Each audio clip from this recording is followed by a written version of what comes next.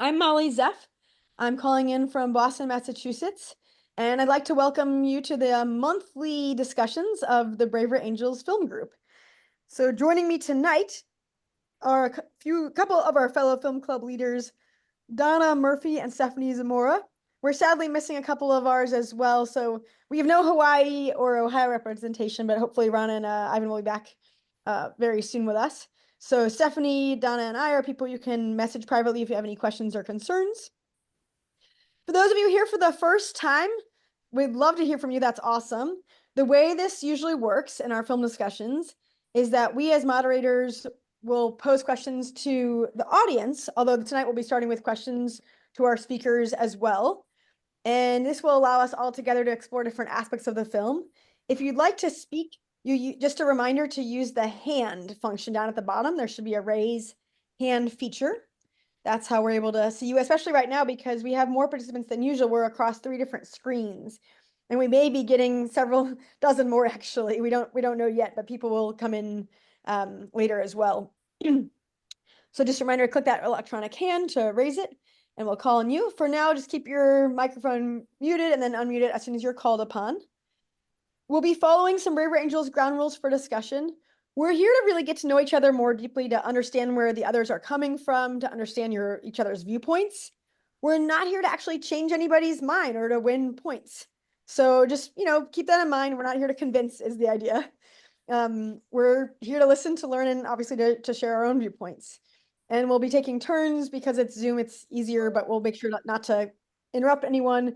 However, due to time limitations, we may need to cut in. I'm going to try to time us each at no more than 2 minutes per speaker, just because we want to make sure to give people a chance to speak, especially if they haven't spoken yet over someone who has. And we'll just try to keep your remarks within the 1 to 2 minute range if possible.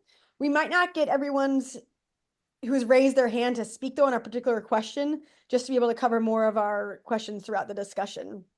Apologies, it's very hard to chime in and cut anyone off, but we do want to just, make sure we get through a little more. And as everybody knows, we are here tonight to discuss a really amazing film that has been on multiple festivals now.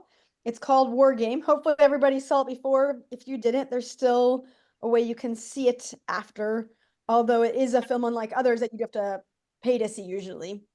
But it's War Game, and hopefully you've already seen it. We have a really special treat tonight. We have a couple guest speakers who were actually in the film, and I'm going to invite Donna now to introduce our speakers. And I am happy to do so. So we have 2 guest speakers today.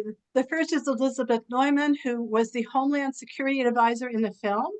Elizabeth served as Assistant Secretary for Counterterrorism and Deputy Chief of Staff at the Department of Homeland Security for the Trump administration during 2017 to 2020. She previously worked in the George W. Bush White House on the Homeland Security Council from 2003 to 2006. She authored the newly released book, Kingdom of Rage, The Rise of Christian Extremism and the Path Back to Peace. Welcome, Elizabeth.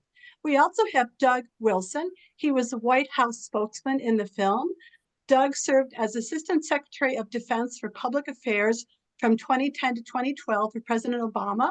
During that time, he served as the senior spokesman for the Pentagon and principal communications advisor to the Secretary of Defense and Deputy Secretary. From 1997 to 1999, under President Clinton, he was the Deputy Assistant Secretary of Defense for Public Affairs. He has 3 times been awarded the Department of Defense Medal for Distinguished Public Service. So welcome to you too, Doug. And the way this is going to work is that we've already devised some questions, we being the co-leaders, for our 2 distinguished guests. So we're going to first ask them questions, and then we'll move to a segment where you, the audience, can ask questions to our distinguished guests. And then finally, we, the co-leaders, will be asking questions to the audience. So I'm going to start off with a question to Elizabeth and Doug. Why did you decide to participate in this war game, and what did you learn from participating in it? Go ahead, Elizabeth. The why is because Janessa Goldbeck, who leads the veterans organization, she was in the film. If you got to watch the film, she was interviewed throughout. And Janessa called and said, "Hey, I'm really concerned about the threat of having veterans and possibly members of the military that could get recruited, and we knew that we do have this growing problem, and actually we had some data out in June to further make the point that we have a problem among our veterans population and active military of being recruited into extremist movements.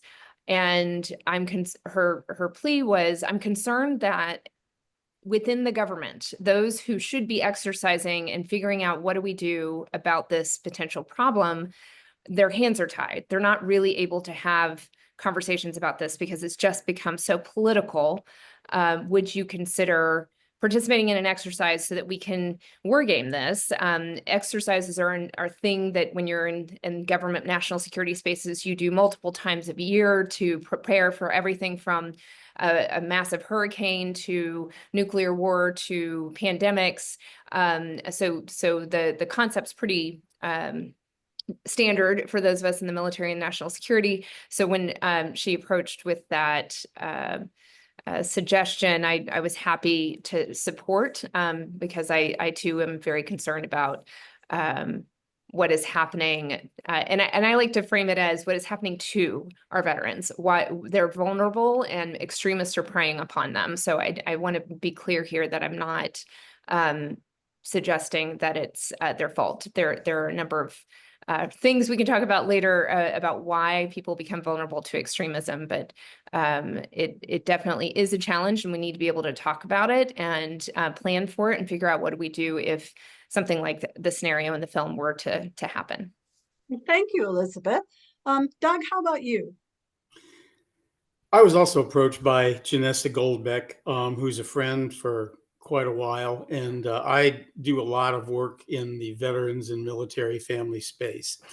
She told me there was going to be a war game, a tabletop exercise dealing with what happens if there's another January 6th, and in particular, what happens if there's an increasing number of veterans who are participating in this. And I said I'd be happy to do this.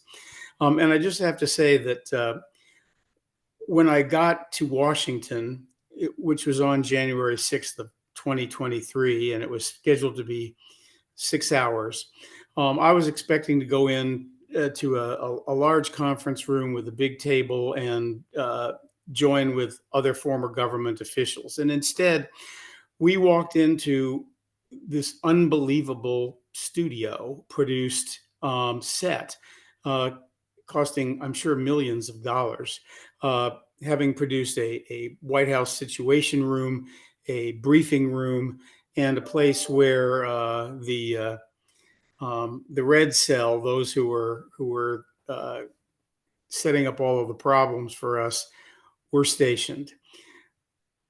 Many of us knew who each other were, but most of us had never met everybody in the room. There were people from 5 different administrations. Elizabeth came from the Republican side. I was from the Democratic side under Obama, and there were people from all administrations, including Trump's. And I will say that while we were first quite surprised to see all the cameras and they put makeup on us and all this, within about 5 minutes, we totally forgot about the cameras because everybody was extremely serious about the issues that were being raised. And we found that we were adapting to our roles and getting into discussions that we would if we had been in government. And it was an absolutely fascinating exercise. None of us saw the film until a year later after it was debuted at Sundance. We think that I do anyway, I think that the directors did a great job.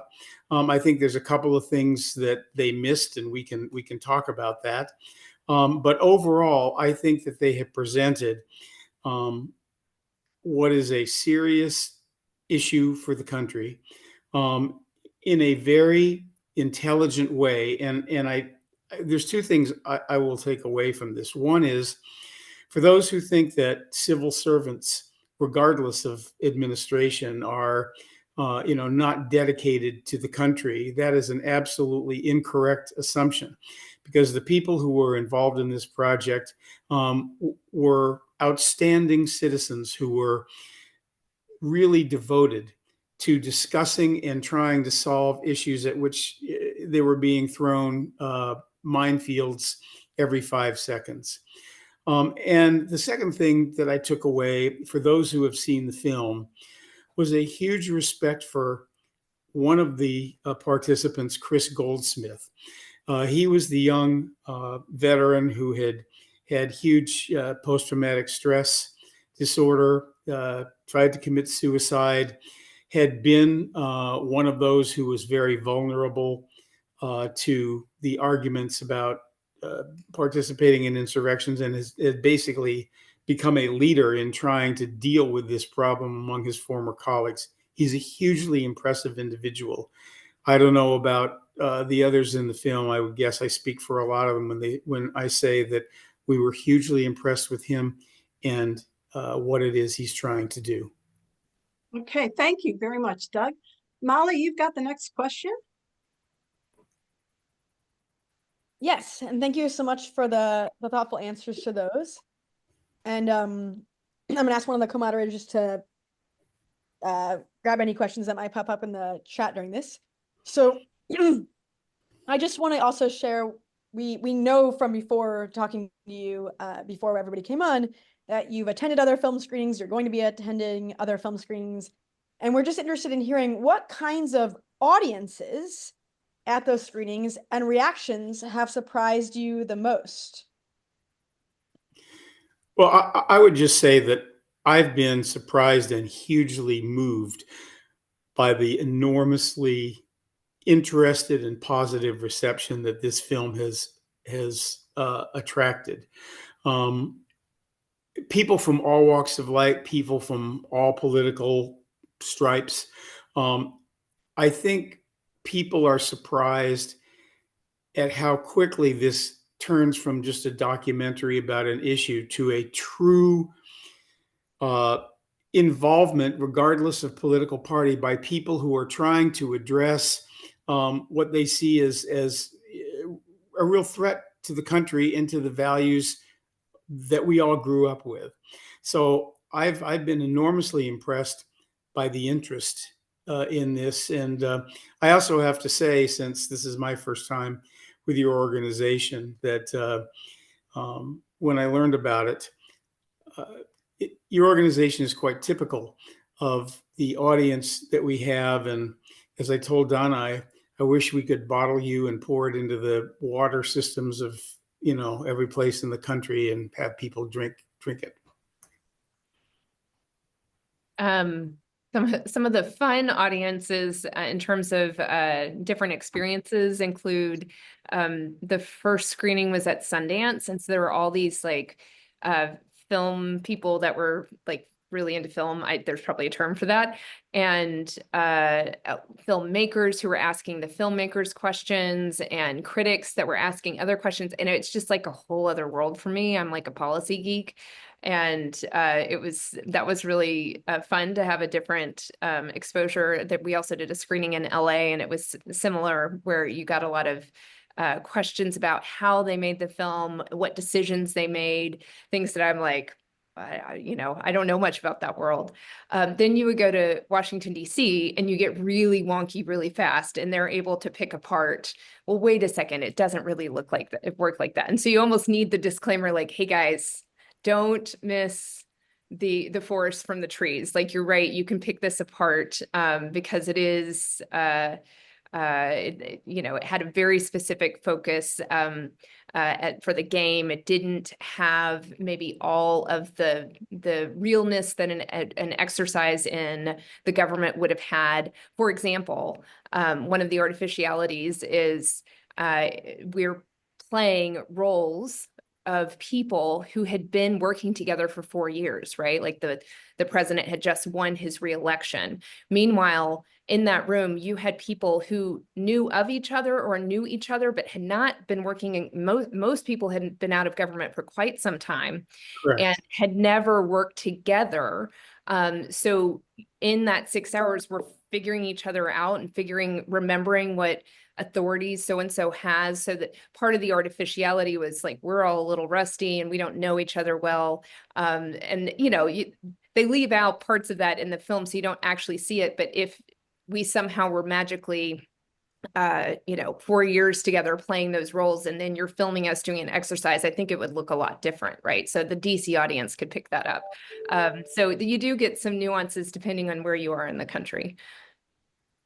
Really interesting. Thank you. And Doug, just a quick short follow-up to your answer. Were you saying you were surprised by the sort of, I guess, conciliatory, like the friendly bipartisan mentality people brought to the I was surprised that in most of the places I went as a panelist, including the premiere in Washington, D.C., where the theater was packed, and at the end, not one soul left, not a soul left. And the panel discussion went on, and nobody left during the panel discussion, and people still wanted to talk about it. And out in the hallways, as we were leaving, it must have gone on for an extra hour because people were very absorbed with this topic. People had different political backgrounds and views, but the topic itself was one that people treated as a very serious one. And I just want to say to Elizabeth's point, because she's absolutely right. None of us really knew each other. None of us had worked together. But I will say that in the 6 hours we were together, there was nobody playing to the cameras. There was nobody, trying to be a star. Everybody was trying to deal with what was a continual barrage of escalation, being thrown at us, and how to deal with this seriously and effectively. And as you see in the film, I think values played a very big part in as people were talking about how to make decisions and what decisions to make. I do, for those who have seen the film, I would want to add one thing, because I was the communications head. And one of the things that was not realistic about the film was how government entities deal with social media. In populating the film, the organizers decided there would be 2.5 people involved with communications, myself, and I had a deputy, and there was someone involved at the Pentagon, but there was not a soul assigned to social media. In all government agencies now, there are robust social media teams in the communications offices. They deal with social media. I call it, whack-a-mole and going down rabbit holes. So there were a couple of parts of the film where you hear the opposition leader saying, "Oh, they're really not dealing with this," or they've totally abandoned the social media. That's actually not true.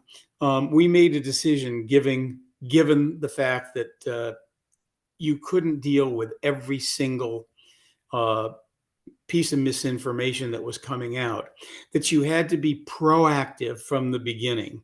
Linda Singh, who is the Major General who was in charge of the Maryland National Guard, put it very interestingly at the beginning, where she said, sometimes the message is more important than the action. And I would tweak that a bit, saying one of the things that I hope we all learn from that is that whatever the message is going to be, it's got to be consistent with the action that you decide that you're going to take. And what we decided at the very beginning was that this insurrection would not stand, and that our goal was to make sure that we would come to a solution where Congress would be able to go back and certify the election. And that carried us through, I think, in the messaging the whole time. Social media and disinformation, I think, if not the greatest challenge right now to us, is one of them. It's at the top of my list, and you have to deal with it. But you can't play whack-a-mole at the expense of making sure that what your policy is reflected in your messaging and vice versa. Thank you for that. I'm glad to hear everybody work together. I'm going to pass it on to Stephanie. So like Elizabeth, you were saying that people started talking about it right away and forgot about the cameras right away because you're so immersed in the topic. So, how concerned are you that violence might break out after the 2024 presidential election is announced that might include active duty members of the military? And then also, is the concern about violence with either outcome or just one outcome? We already have violence, right? Like, so there, every day we're getting reports of somebody shot the DNC office here in Phoenix, I believe, somewhere in Arizona, but I think it was Phoenix. That was last week, I believe. We have ballots that have been destroyed by fire. We have threats and intimidation that are through the roof to election workers, such that they are having to do a pretty significant security training, have been for the last year. So it's not something they're just doing. They've been practicing for quite some time. But it's, I don't know, very disheartening that that's where we are as a country, that volunteers that are coming to administer our elections and our county clerks who probably took the job just, out of retirement to give them something to do or because they just like their community, are now getting phone calls, voicemails left about how their grandchildren are going to be killed. I mean, it's just preposterous to me that that's where we are as a country. So the threat, it is here. We're dealing with it. I interject a little bit. But Yeah. do you think at this point any active duty members are involved with this kind of the violence that's happening already? We don't know, right? If the active duty were involved, the FBI would have already addressed it. I mean, we know cases, right? We know of cases that occurred in the past year, in the past 2 years. Like there is still a problem there. But if I were to know it, then law enforcement would be investigating it, and I probably shouldn't know it until they make an indictment, right? So it's a little chicken and the egg. The vets, though, that's a little easier to say because we know that they're recruited by militia, and we know that militia are actively calling for violence, being prepared on election day. We have militia showing up at various polling places, watching ballot drop boxes, watching polling places. And when I say watching, they're doing it not through the allowed election poll watchers mechanism, because you can legally volunteer and go be a poll watcher, get trained and do it the right way. No, they're showing up in their fatigues with their guns, and that is actually unlawful in all 50 states. It's considered voter intimidation. So you can't show up in your military fatigues and a gun and stand outside of a polling place. But that's what they're doing. So we are concerned that you could have places where tensions are high and somebody's having a bad day, and you put all of that mixed together and you just don't know what's going to happen. So you're always worried about somebody doing something stupid. But then you're also worried about I'm probably more concerned not about election day, but the post-election period. We do not expect there to be a result right away. So you're going to have opportunity for our foreign adversaries to sow more disinformation. There have been multiple reports about how Russia, Iran, North Korea, China are participating in election interference this cycle. So I would expect that they're going to ramp that up. They probably already have it pre-staged. And then anytime you have conspiracy theories, you have the opportunity for extremists to use those to get people to that place of, therefore, the only action I can take is some form of hostile action. And that, in the definition I use for extremism, it's the hostile action that makes you an extremist. And this belief that the only choice I have to address my grievance, to deal with this threat to my success or survival that the other poses, is through that hostile action.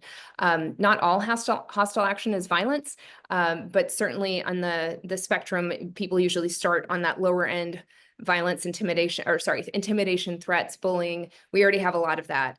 And then it escalates to violence, right? So since we already have a lot of people doing the lower end of that hostile action spectrum, it's not hard to envision that you give the right conspiracy theories, the right places where the swing states are most contested, perhaps, and somebody says, call to arms, show up, we got to do something, we got to protest. We're going to have some tense moments. I think particularly more at the state capitals than I'm not worried. We're not worried about January 6th this year. If you're going to see some sort of action, it's probably going to be at state capitals or where the recounts are happening in that immediate 2 to 3 weeks after the election. And you asked if it's just one side. No, that is a big shift this year. We have researchers that work with and study the far left are also kind of sounding the alarm that they are preparing for the potential if Trump were to win. They believe that they're going to be attacked. And so they're arming, which is kind of rare. The far left tends to not like guns. They tend to focus more on violence against property or bar fight type melee. They don't usually arm and plan to shoot somebody. So the fact that they are feeling like they need to be in a defensive posture is potentially setting a stage for more violence. So we're concerned. I mean, this is not abnormal when you have one side overreact, the other side also overreacts, and we're concerned that we're kind of set up for that very difficult situation. So it's really important, especially for organizations like you guys, to encourage people to call for calm, to be patient. It is normal for things to take time. Just because it's taking time doesn't mean that bad things are happening, that people are stealing votes. And probably the most important message is violence is not how we solve problems in this country. We have so many beautiful ways. And yeah, the system sometimes doesn't work the way it should. It still doesn't mean we need to resort to violence. So having the vast majority of peace-loving people in this country stand up against that call for violence is going to be really important to kind of lower the temperature here in the next few weeks. I agree with virtually everything that Elizabeth has just said, and you've just heard a really outstanding outline of what it is we face. I would just add 2 things. In my lifetime, it's been completely abnormal that we see the kinds of reactions to voting and to the misinformation that is accompanying it that we saw on January 6th and that we're seeing now, as Elizabeth has said, in various places about problems with the election that don't really exist. But the abnormal has become normal, and that's part of the problem. I think with regards to veterans involved with this, as Wes Clark said in the film, 97% of our veterans in our military would never get involved in something like this. It's a very small minority. But unfortunately, the minority is growing, not exponentially, but it is growing. As Chris Goldsmith articulated in the film, a lot of this has to do with young men and women returning from the battlefield with considerable PTSD, not knowing who to believe, very vulnerable to all kinds of misinformation. And what's interesting to me or sad is that we are not dealing adequately with resources to deal with mental health. And our hands are tied. The Pentagon's hands are tied still by politics in terms of being able to address this issue. In fact, they tried during this administration, and the person and the team that had been hired to oversee a study of this had to be disbanded. That's very sad. Yeah, for sure. Thanks a lot. That's a lot of great information. Do you know if there's anything being done to collaborate with mainstream media to kind of ensure at least factual reporting, unfolding events, and maybe at least kind of thereby mitigating or preventing some of the violence? I think the mainstream media, has as difficult a role as other institutions in our country do now in terms of dealing with this. Reporters are trying to cover the election. They're being criticized by some as being unnecessarily fair to both sides. They're being criticized by both sides as being unnecessarily fair to the other and unnecessarily hostile to their own.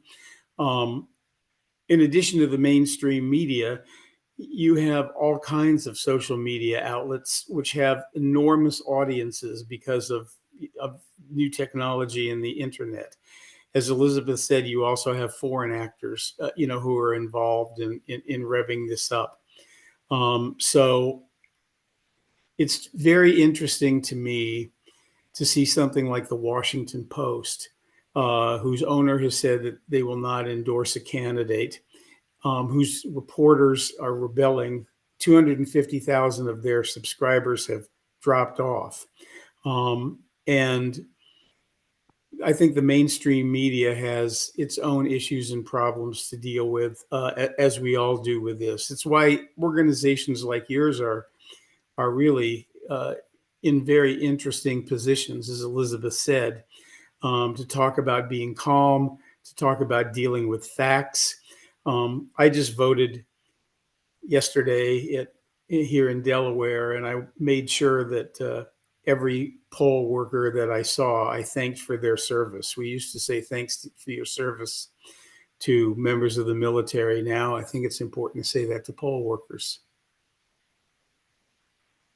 Great, thank you. I'll pass it back to Molly for the next question. I'm sorry. I think really we need to get questions from the audience. Yeah, that's to exactly our what I was going to say. Speakers, too. yeah, because we don't have them for very much longer, right? That sounds good. Let's start with, should we start with speakers? We had some questions in the chat I know come up.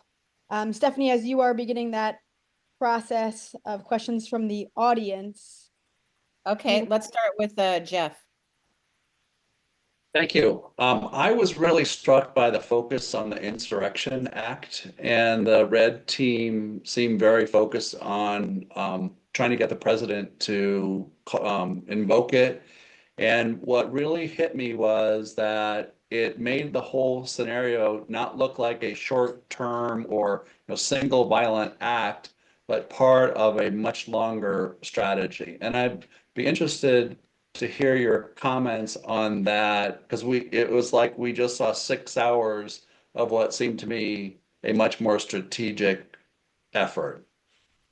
I love that you picked that up. The Chris Goldsmith, who created the Red Team, was and he says this in the film, that hybrid hypothetical extremist group is based on real extremist groups, and their aims are to usher in the collapse of civil society. They do that through what they call accelerationism. They look for moments when things are chaotic, and they come in and do attacks and basically they're intentionally exacerbating an already bad situation or scenario. And the idea is we're going to usher in the collapse of society so we can then rebuild what we think society should be. So if you're a white supremacist, you want to be a white nation. If you are a anti-government extremist, you might want to go back to the founders' intent for the United States.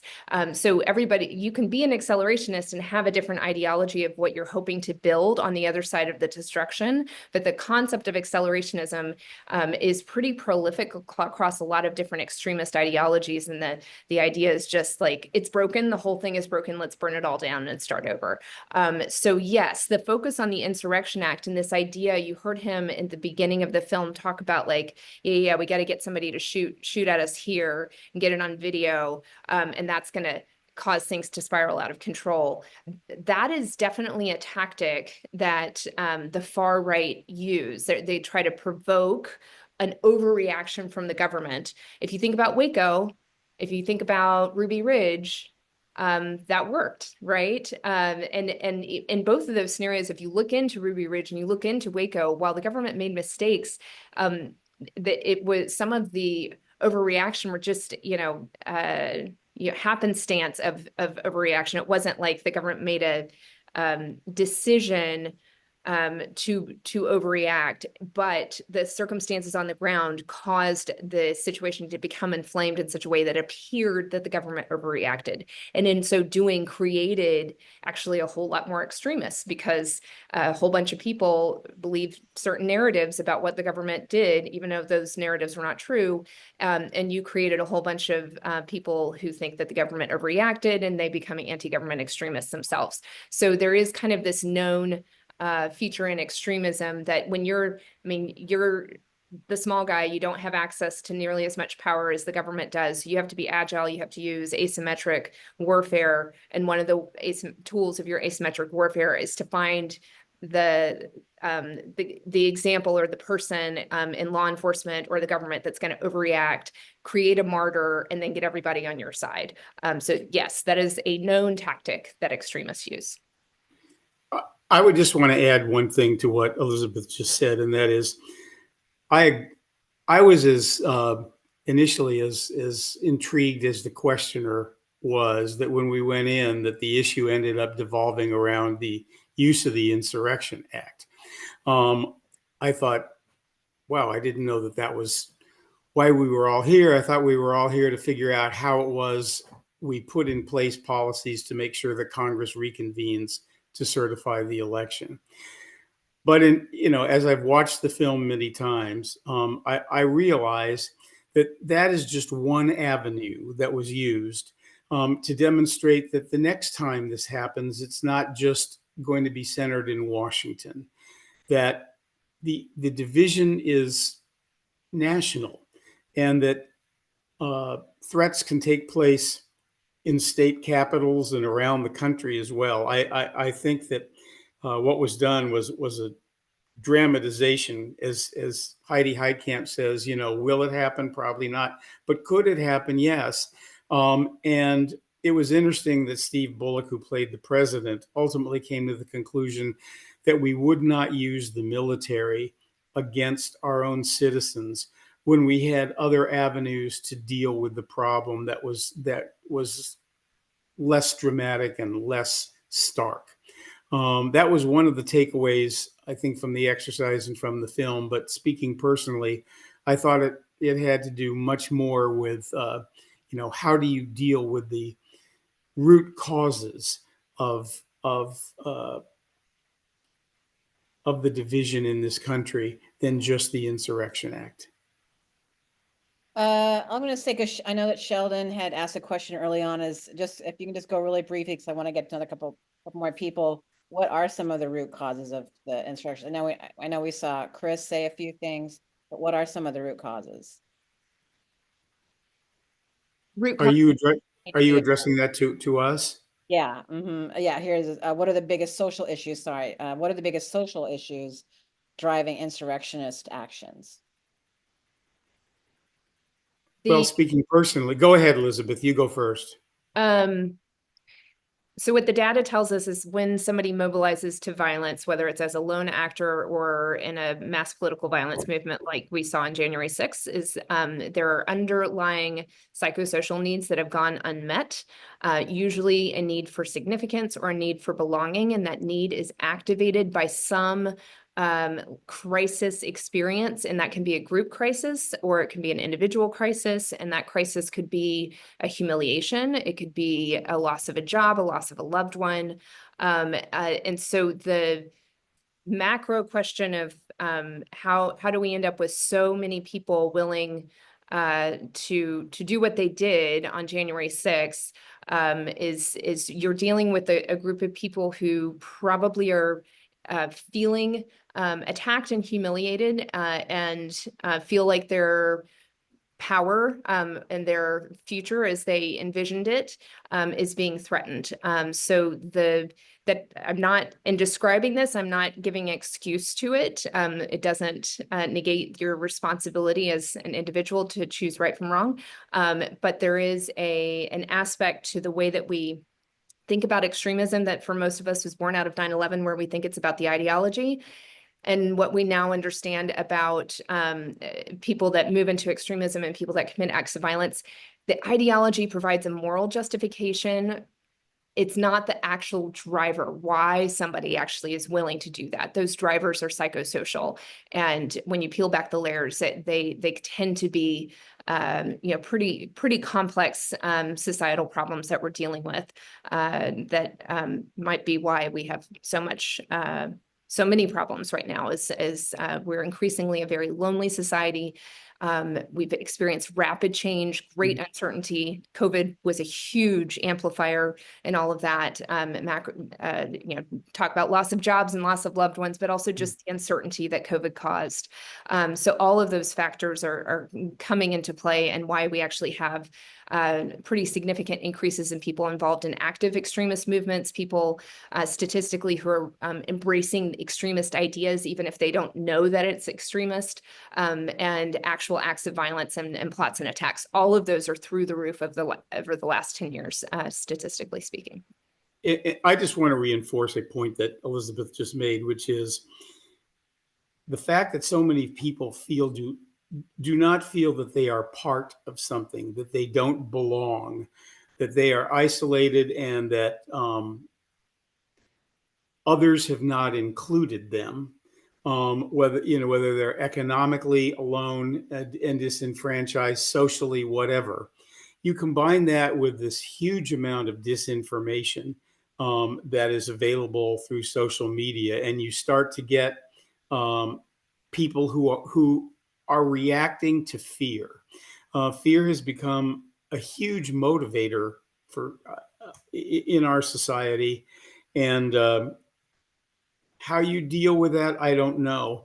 I think this is one where it starts at the top to allay fear, and I don't think we have everybody on the same page on that. Okay, we'll take another question here from Michael. Thank you, Doug and Elizabeth. So Michael, go ahead with your question. Yeah. So my area of expertise is modeling and simulations, although maybe not for this particular area, but anyway. And usually when this is done, people try to consider multiple scenarios. And this is a very big deal, how you create and define the scenarios. And my impression from the movie is that it's focused on one scenario. And maybe it was only a part of the simulation, I don't know. But I agree with Doug that if it happens, probably it will not be as concentrated in Washington, D.C. It can happen at multiple places. And even insurrectionists who may be planning this, they also could not be able to control this. Well, thank you, Michael. Michael, do you have a question? Yeah. So my question is whether these multiple scenarios, including probably even random scenarios that were not known in advance, considered for this. Because this, in my opinion, would be important for credibility of this kind of exercise. This exercise was not scripted. Everybody came into the room and nobody had an idea of how this was going to go or what the format was going to be, other than the topic was, what happens if there is another January 6th after the 2024 election? So all of the things that you see in the film and all of the issues that those in the Situation Room are dealing with are all coming up at the spur of the moment. So none of this was rehearsed, none of this was practiced, none of this was scripted. And I'll just add to it, for the way that this was funded, there wasn't enough funding to do multiple scenarios. So it was one scenario. I think one of the pieces of feedback I certainly gave the scenario designers is that it was very focused on the military, which makes sense because it was the Vet Voice Foundation that was driving the need for this exercise. But I, as a policy geek, would have loved for us to have explored other, like really didn't get into the authorities that DHS have, the authorities that DOJ has. There's a lot more to explore there.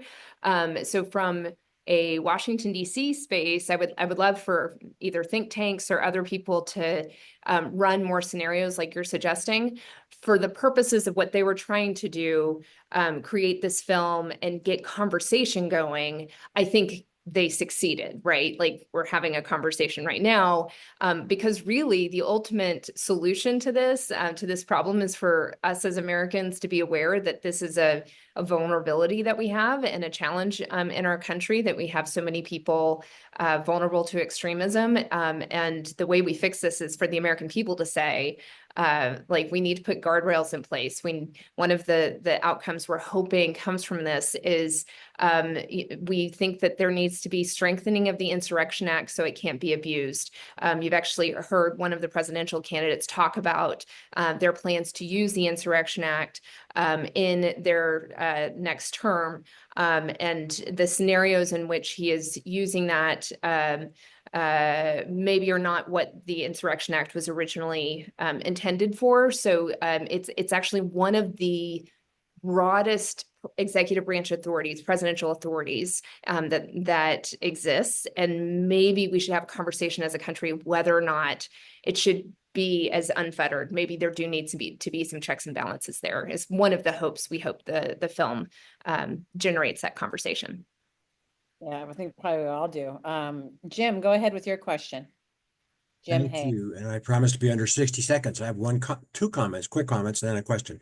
And one comment is, first of all, right the day before Halloween, and you guys scared me to death. So you did a good job. But actually, I thought it was a fabulous, fabulous film. And the second comment, back to the question that was presented a while ago, I'm in the middle of a book called How Civil Wars Start by Barbara Walter, which actually answers a lot of the questions about how people get to become extreme. So I definitely recommend it. My question is, and when I first started watching the film, the first thing I thought about was, are we teaching the insurrectionists something by what we just showed in the film? Has that come up in your previous questions? That has come up, and I think it's a great concern. I think Chris Goldsmith is quite concerned about that. But interestingly enough, I mean, he's the person who led the red team. So what he's doing is he's taking from the reality that he knows, particularly on the social media side, and throwing things out. One of the things I think that's important to understand is that in dealing with some of the things that the red team was throwing out, the government and the institutions that we have actually have the ability and the tools to deal with these now. They have built social media teams in their communications efforts, which are able to do this. There are great efforts designed to fight disinformation, both at home and from abroad. I think this is speaking personally, but I think the greatest problem that we have right now is the division that we have in the country and the distrust that we have of each other. And I think that prevents a lot of the solutions that I think, could be shared from being shared widely, because people are so on one side or another that it's hard to have a discussion.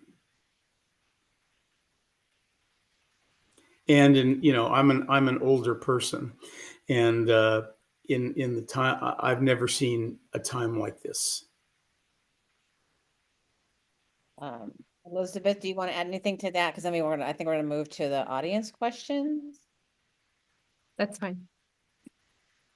Okay, I do want to add, Stephanie, before you move on to audience questions, that Braver Angels did a major project where we held over 26 discussions around the country about election integrity, what we could do to advance election integrity. And it was a common ground workshops, which meant that everybody attending, and they were evenly divided between people on the left and the right, they had to agree on solutions.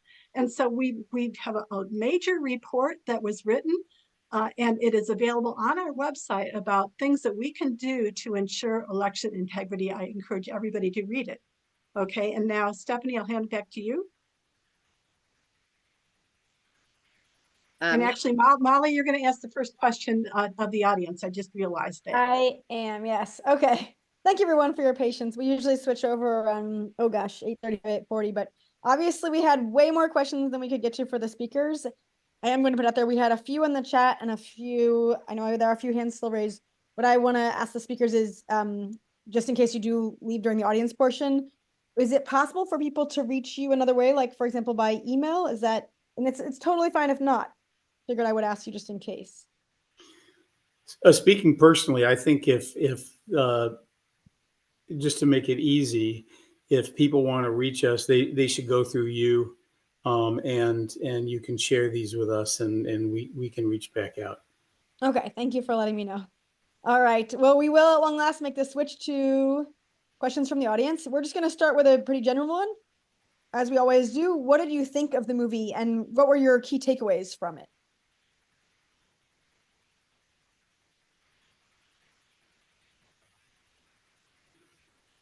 All right, I see Bruce still with a hand up. Go for it, Bruce. This is kind of a hybrid because this reflects on something that the guests can chime in on if they would like to. But the scenario I'm most interested in what Doug shared about the social media response, which was not covered as much in the movie, because the election has already been called into question in Oregon and Washington by virtue of the fact that there's been arson on ballot boxes where there were ballots and ballots were burned. And there is footage of people who had suspected that their ballot had been burned going to vote again. Okay.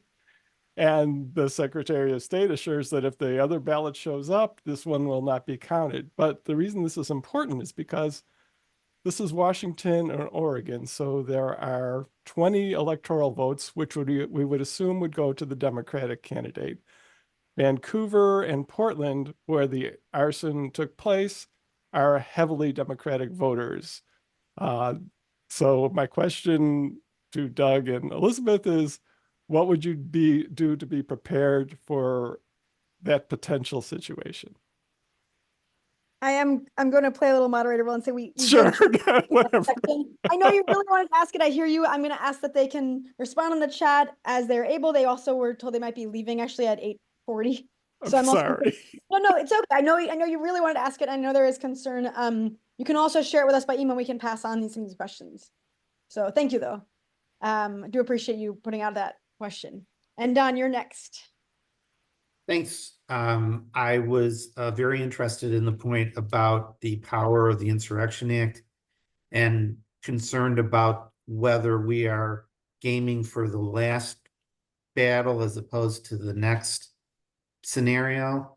I'm wondering whether there'll be any sort of scenario where, in fact, the president is intent on malign efforts, and that there may in fact be a need for some type of resistance. Has that been gamed out? Thank you, Don, for that concern as well. All right, Anne, you are next. Thank you. I'm looking about in Situation Room, things kept unfolding very quickly, and it kept showing pictures from various locations and events. And I started to wonder how they would know what to believe because of misinformation or disinformation. And it was very convenient also to have a newscaster on television that was fictional. We don't have one person that would have provided that kind of constant information to everybody. So that adds a whole nother dimension for information that would be shared. It seemed like very confusing, and I'm concerned about how they would deal with all of that at one time. The president looked exhausted by the end of the film. Yeah. I think the presidency is always an exhausting job, but maybe all the more so when your very power is being threatened. And go for it, Carolyn.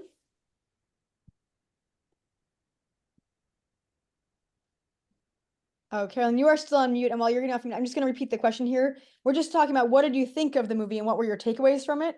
For example, what I you found want to, incredible can and you hear me fun. now? Can you hear Yes, me? I can. Okay, I am actually in the area that where the ballot boxes were burned. I'm in District 3. And we are actually a very purple area, Clark County, rather than very, very blue. And we have a very, very hotly contested race between a Democrat and a Republican that I'm not at all surprised. It's been very, very vicious here. And Marie Glusenkamp Perez is the Democrat who won a position in the House, but is now fighting desperately to get it back or to keep it.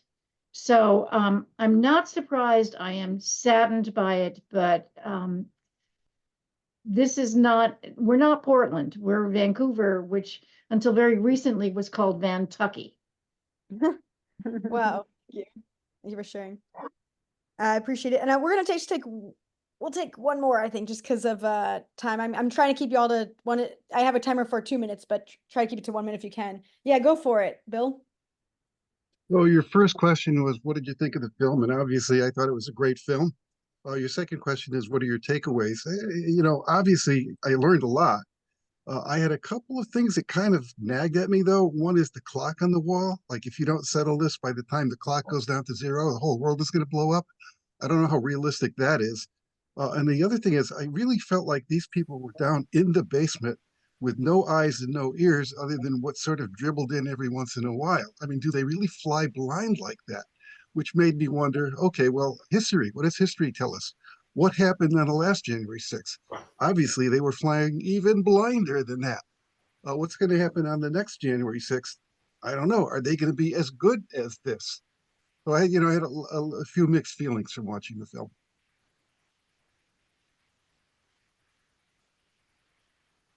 I had muted myself.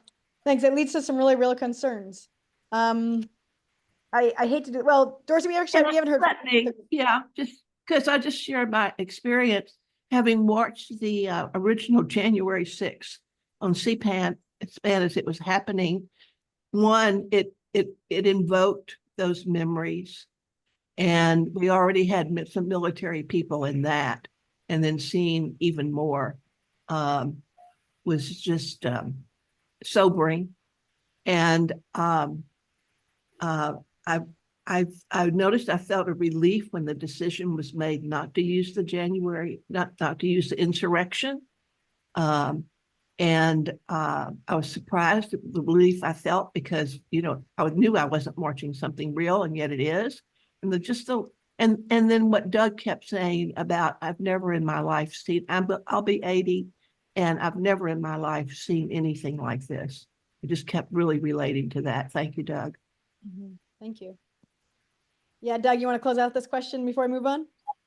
Well, for the last question, you and I agree, but can I just say one thing to the questioner who asked, how do you know what to believe when you're bombarded with all these things? That's really the issue. How do you know what to believe? One of the things in this exercise that was impressive for me was Linda Singh, who was the head of the Maryland National Guard in real life and was, the National Guard leader in this film, would take all of these various, things that were coming through the social media that the Red Team was throwing at us, and the things that she knew we had to deal with immediately. Was there a National Guard, revolution or, insurrection taking place in a particular state? Were there, 200 National Guard ready to revolt, or was that true or false? And she would immediately address those and slap them down. One of the things that we did in this film that was a very conscious decision that I don't think came across well in the film was that we decided from the very beginning, and the statement that I made in the film at the very beginning was to say, this will not stand We will make sure that Congress will be able to come back and reconvene and certify the elections, and we will take the appropriate means to guarantee that that happens with understanding the value system on which our country is based in terms of dealing with that. That, I think, is extremely important at the beginning of something like this, because you're able then to ignore some of the true crap that comes through that isn't true. But if you spend time dealing with it, it becomes, something that the cable news then talks about forever. And people think there's a truth to it and they believe it. You have to deal with things that are true threats, make sure that people know you're dealing with them, and establish a framework within which people understand that you are going to be proactive. Otherwise, you're going to be just constantly reacting, as I call it, like whack-a-mole, and you're going to fail, and you're going to give disinformation platforms that much more credibility. Thank you. All right, I appreciate that. To close out the question about how to streamline messaging. Moving on to our next question, we're going to talk about us. And by us, I mean people who are not military, most, if not all of us, not government here. Is there value for the public in seeing how the government might respond to an insurrection? Or is it just fear-mongering as entertainment? So how did you feel about it when you were watching it? Was there value in seeing it? And I put this in the chat. I'm trying to put all the questions we ask in the chat. Or is it just fear-mongering? Yeah, go for it, Colleen. Yeah, I actually had the opposite response when I watched it. I was relieved. Someone out there is doing something to pay attention to this and prepare. Because for all I know, people who are current in the government right now are doing that, but we don't get to see that. So I was relieved that at least someone is paying attention to this and planning for the best we can. So pass. Thanks for hearing me. Thank you very much. Yeah, I felt the same. Go for it, Bill. Yeah, it's almost a First Amendment question. I mean, do these people have the right to put out a movie like this if it might cause fear? So I think obviously the movie should be out there. The First Amendment says it should be out there. The only problem might be is if you're teaching the insurrectionists how to do a better job. And we've already covered that. We're not teaching them how to do a better job. They already know how to do a really good job. Thank you so much, Bill. Yeah, well, since it was so brief, we can take another one. William, go for it. Yeah, I think one of the values was just for people to realize how complicated it is when you're in a situation room. This is not, if we've got people in authority positions, whether it's your governor or wherever it is, it's like that when they face these situations. Mm-hmm. Thank you. And before I pass on the baton here, I will just say that Elizabeth Newman, you also mentioned that in real life, each agency has operation centers on the ground. This is from the chat. She mentioned this. So while in the exercise we watched in the Moore game itself, the information coming in new was from news media or social media, but it's not actually how it would have worked. The ops centers for different agencies would have been passing on intelligence. So I just want to flag that she mentioned that as well. All right. And if you feel like there's a lot happening in the chat, don't worry. There's always the 3 dots you can use up top to the right of the chat to save that for later review. I'm going to pass it on to Stephanie.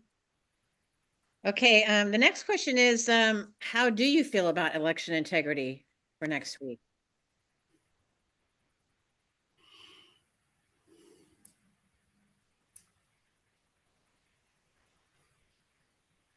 Elizabeth Wise. Well, I personally feel really good about local election integrity right now. I happened to watch this with a friend this afternoon immediately before we headed down for a training for helping at our local college's election hub on election day. And so our county auditor then walked us all downstairs at our request and showed us what's happening as they're processing the ballots that are already coming in, because Washington State has completely mail-in election. And, and like, oh, that's how they do signature match. And that's how they deal with ballots where it's ambiguous what the voter's intent was and everything.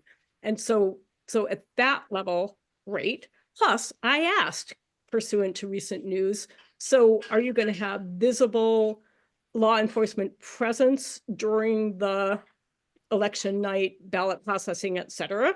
And the answer is yes. And the answer was also that they have done sort of tabletop exercises about various scenarios here.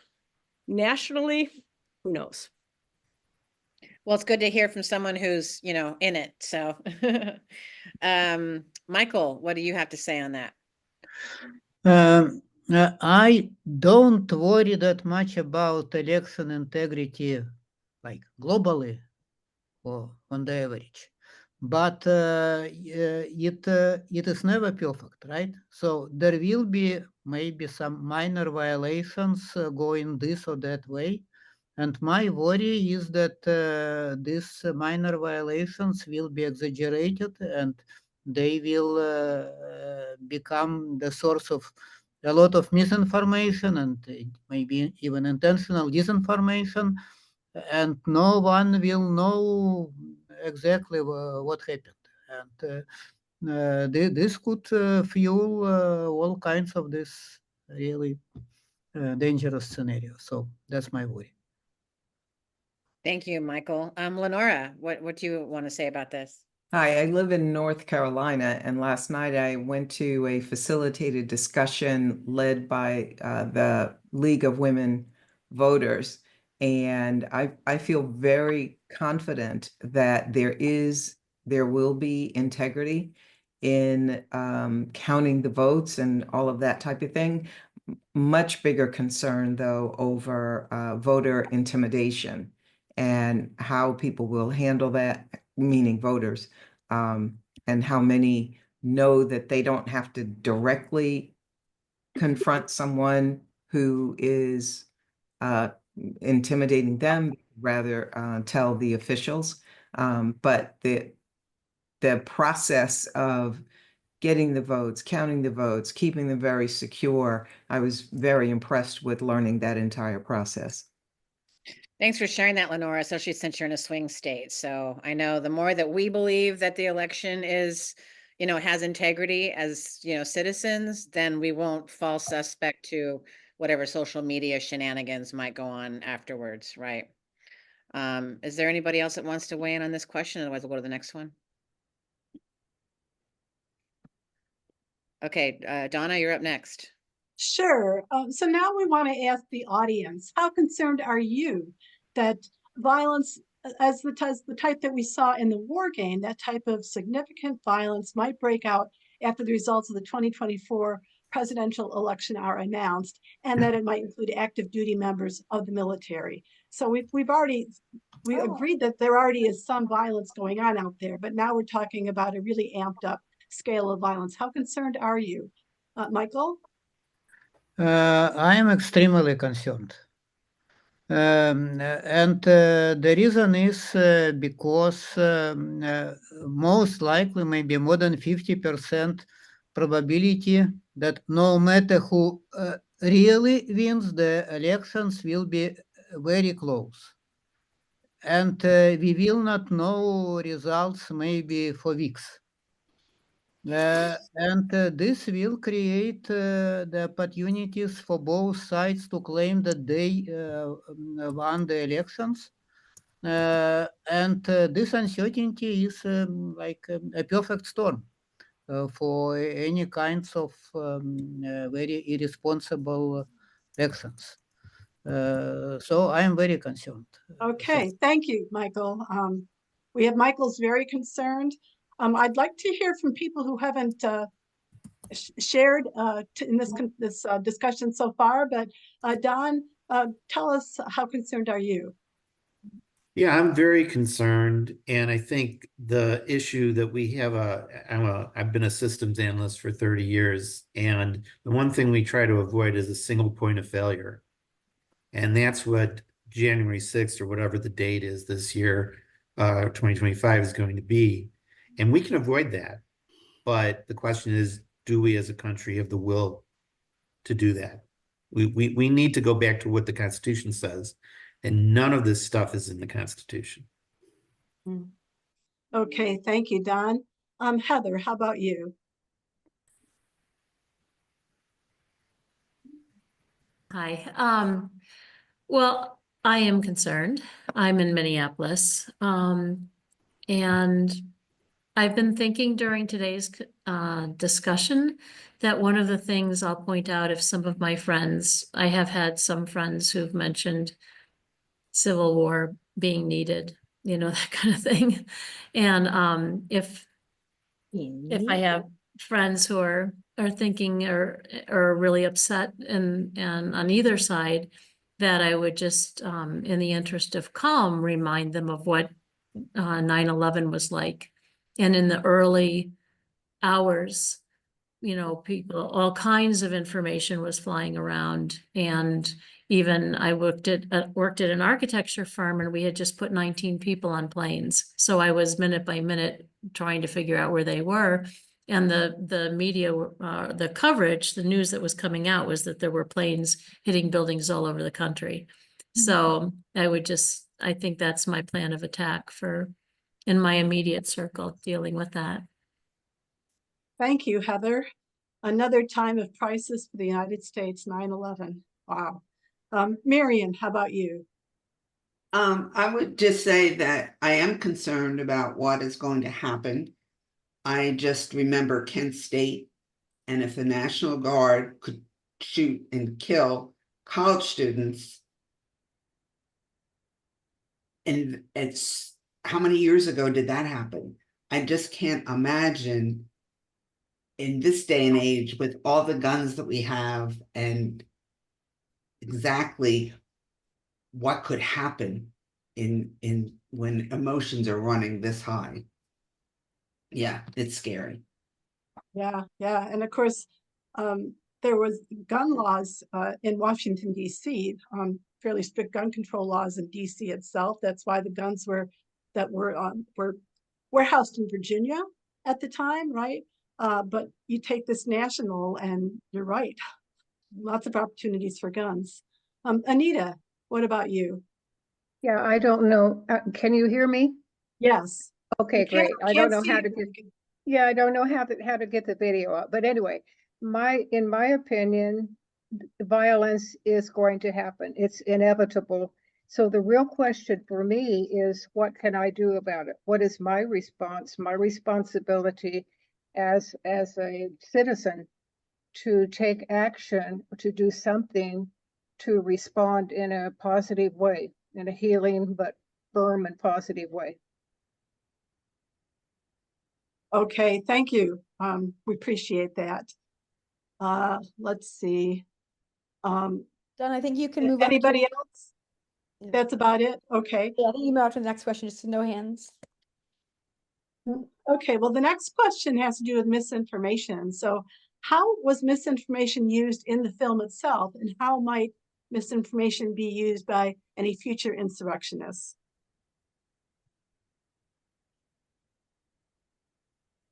Misinformation. Remember how it was used in the film? Or how it might be used?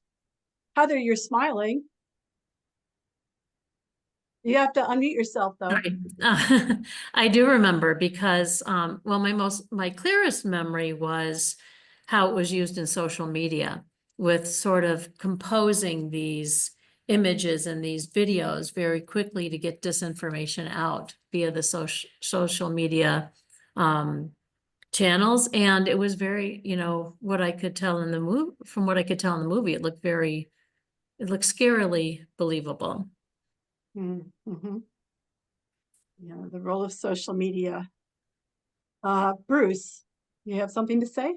This is interesting. This is the last election. My brother saw the footage of the votes being tampered with in a voting center. I believe it was in Arizona. And this was widely seen as an act of voter fraud on whatever media outlet he was watching. And it was widely debunked afterwards. Like if you watch the video in context, you know, you could tell that nothing nefarious had happened. But to this day, he believes that that vote was tampered with, and I can't do anything to talk him out of it because his news outlet is not going to go back there and say that they put out false information. So yes, it's like the tampering, the editing, all of that stuff is very real. And there was another case where I saw, Obama repealing the Bill of Rights, and the news source was abcnews.com.com. So I don't know how they got that domain, but it was very convincing. Yeah, it's a problem. William, what would you like to say? I think that it seems to me it's pretty obvious. We're going to see a lot of misinformation.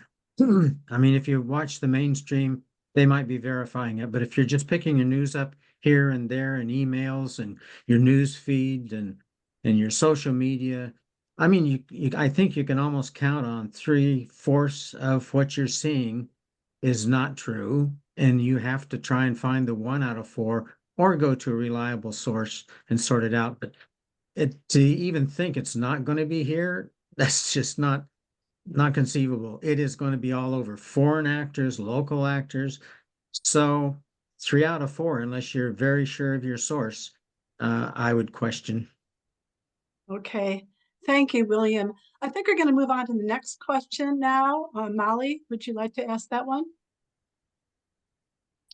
And Yeah, Stephanie's actually on. Go for it, Stephanie. Yep. So we've kind of touched on it a little bit. Let's see if there's some other ideas. Is that what can citizens do to mitigate the risk of violence and support the peaceful transfer of power? I think some people have already kind of raised some stuff, but yeah, Molly, go ahead. Well, this is actually related to your question anyways. That was useful. I know that some of the images they were using were not even from that current moment of conflict. And so I don't know how to deal with that from a technological perspective, although I know we can encourage government to, for example, I mean, I'm sure they're already doing this, but running photos. If you suspect a photo isn't real, finding a government agency, for example, that can run a photo through a database to see where they might have pulled it from instead. But the big one I have, this is very specific. I don't know how to tell everybody to do this, but I actually learned some tips on how to recognize deep fakes. So the fake videos that are made. MIT here, I live a close distance from MIT, and their university has like a museum where they did an exhibit on deepfakes, and you watch a ton of videos from YouTube that could be real or not real, and then you learned what to look for. So recognizing, especially if it's a news station with a strong slant or someone's social media, recognizing that there are little things you can do to look for that, and educating ourselves on what are the signs of a deepfake video versus a real video. We actually went through the exhibit and then saw Nixon delivering a speech he never gave on why the moon landing failed. And it was on an old-fashioned TV, and there he was just saying the speech. So keeping an eye out for just that, the ridiculousness that can occur with technology is a great idea. And I also want to flag, because I don't know if we'll get to the question itself, encouraging legislators to come up with legislation that has bipartisan support for targeting extremism in the military, to make sure that we're as citizens actively showing support for that kind of legislation, so that we can do something about rooting it out and finding it and rooting it out. And yeah, that's what I wanted to flag. Thanks, Molly. Dorsey, what would you like to say?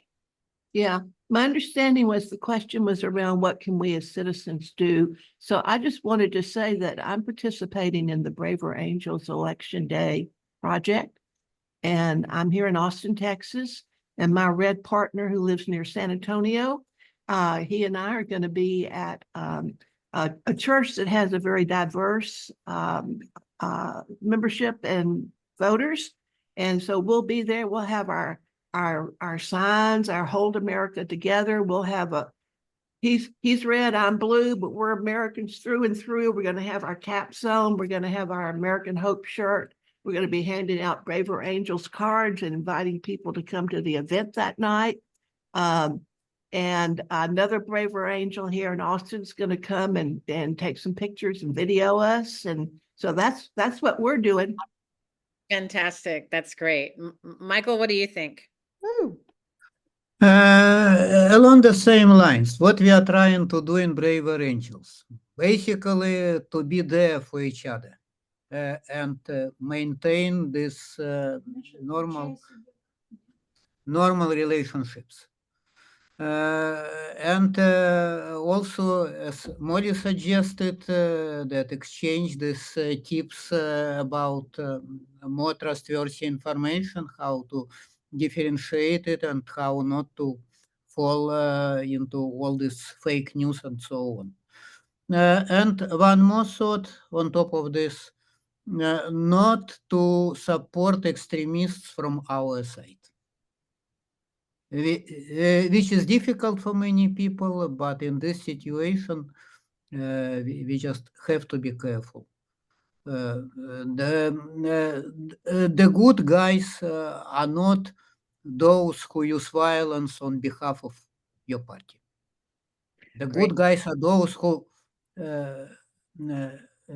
refrain from using violence and condemn using violence. So that's one important thing. Yeah, Thank you. actually, Molly, I see you highlighting the one question, but I'd actually rather ask the last one, 'cause I know we're about out of time. Sure, of course. It's, legislation, they said in the film at the end, legislation targeting extremism in the military has failed to garner bipartisan support in the US Congress. What do you think about that?